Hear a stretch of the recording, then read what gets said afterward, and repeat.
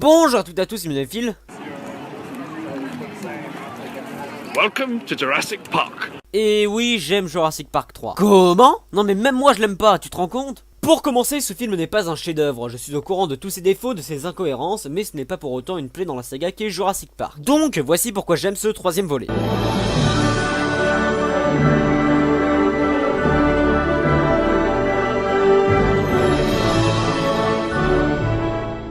Tout d'abord, quelques points assez simples, mais ça fait du bien de revoir Alan Grant. C'était un de mes personnages préférés dans le film de Spielberg, et c'est toujours très sympa de le voir en action sur une île qu'il ne connaît pas avec la plupart des personnes qu'il ne connaît pas. Je n'entends pas assez ce point sur certaines critiques, mais les décors de ce film sont magnifiques. La jungle paraît être une vraie jungle dense qui donne l'impression que la nature a pris le dessus sur la civilisation, comme avec les labos d'IGN. Par exemple, la scène des ptérosaures est efficace grâce au brouillard, instaurant une plus grande tension, et la volière est très belle à regarder. Maintenant, passons à des points un peu plus pertinents.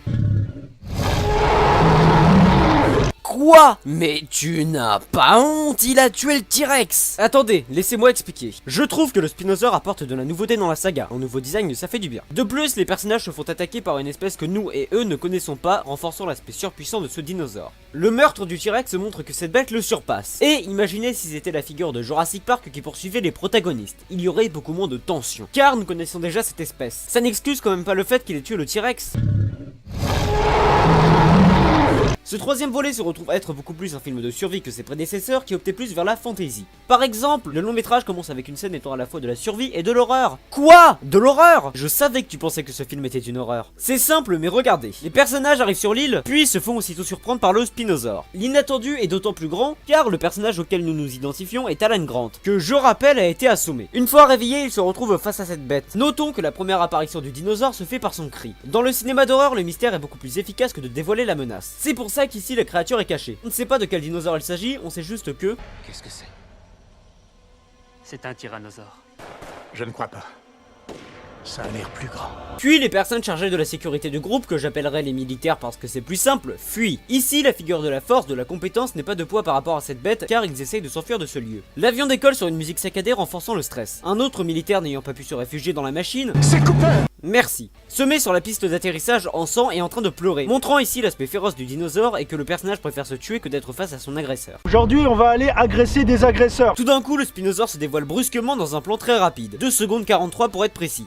Oui, j'ai compté. J'ai dépensé sans compter. La créature heurte l'avion et le sang recouvre les vitres. Vous allez sans doute me dire... Avec une blessure pareille, on pourrait se dire que l'animal aura quand même du mal à s'en remettre, hein. Eh bien non. Donc ça renforce plus l'indestructibilité de la bête. Ce qui fait bloquer l'avion dans une barrière d'arbres. Le dinosaure n'ayant pas été aperçu en entier, enfin pas sur le même plan... mais c'était rapide, nous gardons donc toujours un peu de mystère sur ce qu'il est. Sa prochaine apparition se fait au travers des yeux d'Amanda dans les vitres brisées de l'avion, laissant dévoiler un bout de son crâne. Le Spinosaure arrache l'avant de l'avion sans que nous l'apercevons. Vous avez compris, c'est pour montrer qu'il est surpuissant. Et enfin, le dinosaure nous est montré. Il mange un militaire et détruit la machine. L'avion étant considéré comme l'endroit le plus sûr pour les personnages, le reflet de la civilisation, ils sont donc coincés sans aucun espoir. C'est bon, t'as fini? Oui. Moi, j'ai trouvé une autre scène du film baignant dans l'horreur. Alan? Hilarant. Attends, ce n'est pas toi qui adore Spielberg, parce que je te rappelle que ce n'est pas lui qui a réalisé le film. Je sais. Et la réalisation de ce film n'égale pas du tout celle de Spielberg, mais elle est efficace. Certains effets de caméra me font beaucoup penser à lui d'ailleurs. Et les scènes sont mémorables. Enfin, pour finir... Le film est court, il dure 30 minutes de moins que ses prédécesseurs. Comme l'histoire est plus faible, c'est compréhensible. Mais qu'est-ce qu'on ne s'ennuie pas devant ce film? Il est très divertissant, nous offre de belles scènes, et le réalisateur n'oublie pas de nous mettre des scènes où la magie passe facilement, même si elles sont trop courtes. Je le redis encore une fois, le film n'est pas parfait, c'est juste un film bon sans plus. J'admets tous ces points négatifs, même si je trouve quand même Jurassic Park 3 injustement critiqué. Je rappelle que je n'ai pas la science infuse et que vous pouvez ne pas aimer le film. Sur ce, merci d'avoir regardé ce bonus, et je vous dis à bientôt pour de prochaines critiques. J'aime des films nuls, qu'est-ce que tu vas faire? Défonce-moi dans les commentaires, Matt et des nanas, c'est ce que je préfère. La police du groupe peut se taire, les classiques payeurs, mais j'aime chérir tous les rejetés.